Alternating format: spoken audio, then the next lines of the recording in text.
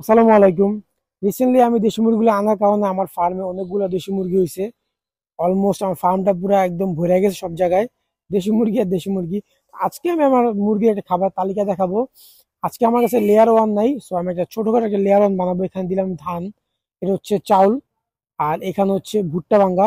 এই তিনটা দিয়েই আমি আজকে খাবার শেষ করবো ওদের। কারণ যখন লেয়ার ওয়ান না থাকে তখন আমি এই ব্যবস্থাগুলো করি। অনেকে আসলে যখন লেয়ার ওয়ান না পান অনেক বেশি চিন্তায় পড়ে যান। এরকম নর্মালি আপনি এভাবে বানিয়ে দিতে পারেন, অথবা আরো অনেক কিছু অ্যাড করা যায়, বাট আমার মতে দুই এক দিনের জন্য এরকম সিম্পলি যদি আপনি লেয়ার অন বানান অথবা এরকম একটা মিক্সচার দেন তাহলে খুব ভালো খাবার। যেহেতু এখানে হাঁসও আছে, তো ধানটা দেওয়া আমি প্রেফার করি। আর আমার এই খাবারটা ওরা সবাই পছন্দ করে। বেসিক্যালি আমার যে হাঁসগুলো আছে ওরা সব থেকে বেশি এটা পছন্দ করে। এই খাবার দাম কিন্তু আপনার লেয়ার অন থেকে অনেক কম পড়ে। লেয়ার অন 60 টাকা 65 টাকা পড়ে, বাট এটা আপনার 55 অথবা 50-এর মতো পড়বে। তো এই খাবারটা সবসময় না, আমি মাঝে মাঝে ট্রাই করি।